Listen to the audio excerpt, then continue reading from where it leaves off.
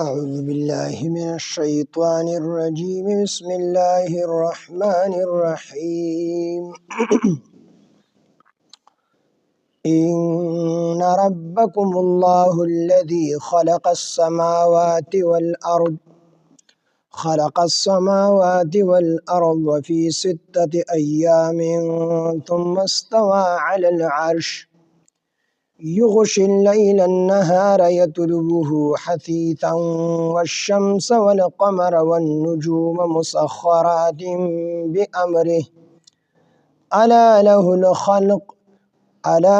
الخلق والأمر تبارك الله رب العالمين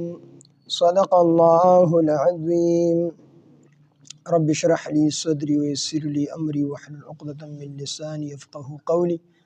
رب زدني علما سبحانك لا علم لنا إلا ما علمتنا إنك أنت العليم الحكيم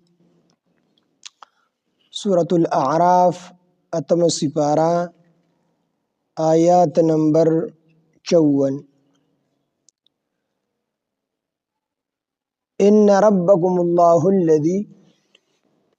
إن ربكم بشکا رب ستاسو الله الله دی الذي هغه الله خلق السماوات چې پیدا کړی دي اسمانونه والارض او زمکا فی 6 ایام پشپغو ورځو کې. نو الله رب العزت د زمکې او د اسمانونو دا کم نظام چې قائم کړی دی په دې باندې شپږ ورځې لګېدلې دي، یعنی په شپږ ورځو کې الله جل شانه زمکې او اسمانونه پیدا کړی دي. دلته کې سوال پیدا کیږي چې زمکې او اسمانونه پیدا نو ورځې د کم ځای نه راغلې؟ ځکه ورځ خو دا په نور سره چې کوم دی چې نور موجود هغه پرې وځي، شپه راځي چې نور راخیږي نو ورځ راځي، نو په دې سره چې کوم دی بدلیږي را بدلیږي. نو چې کله اسمانونه او ځمکې نو پیدا نو نور هم نو پیدا، نو شپې او ورځې د کم ځای نه راغلې. نو علما وایي چې دې کې دوه خبرې دي، یا خدا چې د دین د عالم او شهادت ورځې او شپې نه دي مراد، یعنی د دنیا ورځې شپې ته نه دي مراد، بلکې د آخرت د عالم الغیب ورځې او شپې ته مراد دي. د عالم الغیب ورځې شپې ته مراد دي. نو د عالم الغیب وریځې او د هغې اسمانونه او د هغې ځمکې د هغې نور هغه په جدا طریقې سره دي، د دنیا په شانتي نه دي. نو هغه شپې او ورځې ته چې کوم دی مراد دي، نو که هغه ته مراد شي او بعضې وایي چې نه د دې نه چې کوم دی د آخرت ورځې او شپې مراد دي، لکه څنګه چې قرآن مجید کې راځي چې كألف سنة مما تعدون، چې د آخرت یو ورځ دا د 1000 کالو برابره ده. نو چې شپږ ورځې شي نو شپږ زره کاله کې الله جل شانه د دنیا دا نظام چې کوم دی پیدا کړی دی. د دنیا دا نظام په شپږ ورځې کې الله جل شانه د اسمانونو او د ځمکو دا نظام دا پیدا کړی دی. اوس دلته کې الله جل شانه کن فیکون ذات دی، هغه چې یو کار ته وی شانو هغه د شنه مخکې شي، بس د الله رب العزت د ارادې نوم د وجود دی. نو الله د سیم کولی شو چې پیدا شه، نو اسمانونه به هم پیدا شي او ځمکه به هم پیدا شي، خو داسې الله ولې ونه کړل؟ وی دا ځکه ونه کړل چې په دې کې امت ته تعلیم دی، خلکو ته انسانانو ته پکې تعلیم دی چې تاسو کار کوئ نو په طریقې سره یې کوئ او جلدی په کار کې مه کوئ، ځکه چې العجلة من الشیطان، دا تعدی چې ده د شیطان نه ده. نو الله دغسې هم کولی شو او کن فیکون ذات دی، خو په دې کې د انسانانو د تعلیم دی چې کم کار کوئ نو په کار کې تعدی ده د شیطان نه ده، تعدی مه کوئ او سټپ بای سټپ تدریجن به تدریجن چې کوم دی کار کوئ. په دمه دمه چې یو کار سر ته ورسیږي نو هغې باندې بیا زوال هم ډېر په کلاره باندې راځي، او چې کوم څیز زر ترقي وکړي نو دی بیا ډېر زر کته را پرېوځي. نو تعدی مه کوئ. البته یو څو څیزونه داسې دي چې په هغې کې نبي علیه السلام فرمیلي چې په دې کې تعدی کوئ. یو چې کله مونځ د هغې وخت شي نو دا چې کوم دی په تادی سره کوئ، په دې کې دا مه کوئ چې خیر دی په کلاره باندې به وکړم. نو په مونځ کې به سستی نه کوئ، په دې کې به جلدبازي کوئ، په دې کې به تعدی کوئ چې کله وخت مقرر شي. او دغه رنګ دویم چې کله انسان ګناه وکړي ګناه، نو بیا به دې ته انتظار نه کوي چې ورګه د جمعې شپه راشي هغې کې به توبه وباسم، او دې ته به هم انتظار نه کوي چې ورګه مبارکه میاشت روژې را روانه ده او د روژې دا میاشت راشي په دې کې به د دې ګناه نه توبه وباسم. یا ورګه په روزه کې د ليله القدر چې کو داش پراله نو په دې کې الله معاف کی نه په توبه کې بتادي کې زه کوته چې د جمعې د شپې انتظار کوي د ليله القدر انتظار کوي او دې کې در باندې مرګ راغی نو بغیر د توبې به مړ شي ګناه به په سر باندې پاتې شي نو په توبه کې بتادي کې یو چې کله فرض مونږ داغه وخت مقرر شي دویم چې کله ګناه در نه وشي نو فورا به توبه وباسي په دې کې به جلدبازي کې به دې کې بتادي کې او بل دا چې د چانه قرض واخلي قرض او قرض دی په جیب کې پیسې در لراله نو په دې کې هم تادي کې اسینه مړ شي او پر دې قرض دی په ذمہ باندې پاتې شي نو الله جل شانه خپل حقونه بخي خو د بندگانو حقونه بغیر دغه د معاف کولو نه الله نه بخي د الله قانون دی نو پیسې در لراله نو فورا چې کم قرض خو دی هغه ته حواله کوا چې پکار چې بوج درنه چې کم دې سپکیږي او بل دا چې جنازه تیار شي نو فورا جنازه کوا جنازه کې ټیم مقرره چې د رور را روان دي د پلار را روان دي زګو دا انسان د الله دوست وي د الله رضا کړی وي نو د تادی فورا نظم کې تسباره چې خوشالو کې مصروف کی او کنه دې د الله دشمن دی کافر دی فاسق فاجر دی نو بیا هم نظم کې تسباره بیا د کور اوسګاروا چې الله کې سره الله جل جلاله خپل حساب او کتاب شروع کی او دغه تحکم اعمال چې دنیا کې کړي هغه د ضرور رسی چې کله جنازه تیار شي نو باغی کې به تادی کې باغی کې به لیټوالی نه کوي دغه رنګي چې کله لور خور پیغل شي او دا غیر رشتہ ملاویږي نو باغی کې به تادی کوي په دې کې نبی علیه الصلاۃ والسلام فرمایي تادی کوي زر رشتہ کوي او دغه رنګ چې کوم سړی په سفر باندې لاړو او د مقصد پورا شونه فورا دې خپل د سفر نه واپس کیږي په دې کې د تادی کوي نو دغه اصول سيزونه دي چې په دې کې نبی عليه الصلاه والسلام فرمایي چې په دې کې تادی کوي جلدی کوي پکې او نور کارونو کې جلدی مکوي نو په دې شپږو ورځو کې د اسمانونو د زمکو د نظام پیدا کېدل په دې کې دې طرف ته اشاره ده یا په شپږو ورځو کې یا په شپږو زرو ورځو کې په دې کې چې الله دا پیدا کړل دې کې دې طرف ته اشاره ده چې انسانان کوم یو کار کوي نو فورا په دې کې تادی نه کوي یو کار دې په دمه باندې وشي خو په صحیح طریقې سره وشي دغه چې کوم کار پتا دی باندې کیږي نو بیا صحیح طریقې سره نکېږي نو په یو کار کې دی وخت ولګي خو چې په صحیح طریقې سره هغه کار سر ته کوم دی ورسي نو په دې کې دې طرف ته اشاره ده د راجح کول اختلاف پکې ډېر دی خو د راجح کول مطابق دغه د اتوار دروازې نه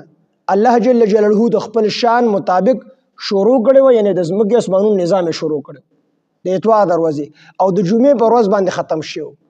نو د خالی دا یوم السبت چې وته وي د خالی دا ورځ نو دې ته ځکه خالی وي چې په دې کې کار نه دی شوی پس موږ اسمانونو باندې په ډومبو دوه ورځو کې الله جل شانه زمکه پیدا کړله بیا ورپسې په دوه ورځو کې الله جل شانه په دې کې چې کوم دی چینه او دغه رنګ ونه بوټي غرونه سمندرونه داسې زونه به پیدا کړ او بیا په دوه ورځو کې د اسمانونو نظام الله جل شانه پیدا کړ دا شپږ ورځې شوې په دې شپږ ورځو کې الله جل شانه د دنیا د اسمانونو او د زمکو دا نظام پیدا کړی دی نو ان ربکم الله الذی بیشک رب تاسو الذی هغه الله دی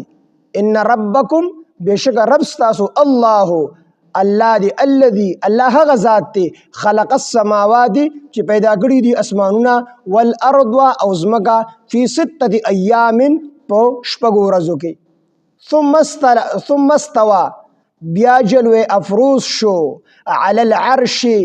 پس تخت سلطنت باندې علی العرش په عرش باندې بیا الله جل شانه استواء فرمایلا استواء معنی ناستا نو الله جل شانه په عرش باندې تشریف فرماشو نو دا د متشابهاتو نه ده متشابهاتو حکم مونږ ویلو چې متشابهات څه ته ویل شي نو هغه سيزونه دي چې امام مالک رحمه الله د دې په باره کې فرمایي د متشابهاتو په باره کې چې ایمان په دې باندې راوړل واجب دي چې استوا یعنی تشریف فرما کېدل الله د لپاره ثابت دي په عرش باندې نو ایمان پر راوړل واجب دي چې د څه شي دي کیفیت نامعلوم دي څنګه ناشته الله څنګه جلوه افروز شوی دي دا کیفیت د نامعلومه دي بس موږ په لندو الفاظو کې دا وایو کما یلیق بشانه څنګه د الله پاک د شان عظیم سره خی بس اکشان الله تشریف فرما شوی دی کیفیت نامعلومه دی کیفیت معلوم نه دی او سوال ترنه بدعت ته کو سوال کی چې څنګه ناشته نو د صحابه رضوان الله علیهم اجمعین د نبی علیه السلام نه د دې په باره کې سوال نه دی کړی. کوم چې متشابهات دي الف لام میم یا د الله جل شانه د پاره د لاس ذکر راغلی دی، د پنډې ذکر قران کې راغلی دی، موږ دا ثابت دي او کما یلیکو بشانه څنګه چې د الله د شان سره خای د سینه چې څنګه لاس زما دي د الله دی. دا خو د متشبهه چې کوم دی عقیده ده، په دې خو انسان کافر کیږي.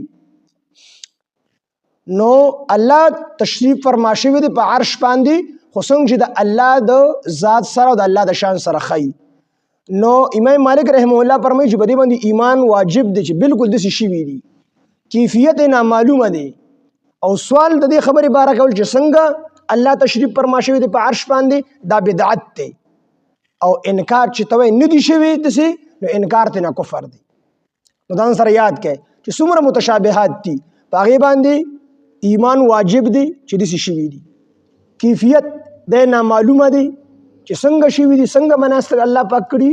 نو دا کیفیت نامعلومه دی، په دې کې به ګوتې نه وای. او د دې کیفیت په باره کې سوال کول چې څنګه شي وي دي دا بدعت دی.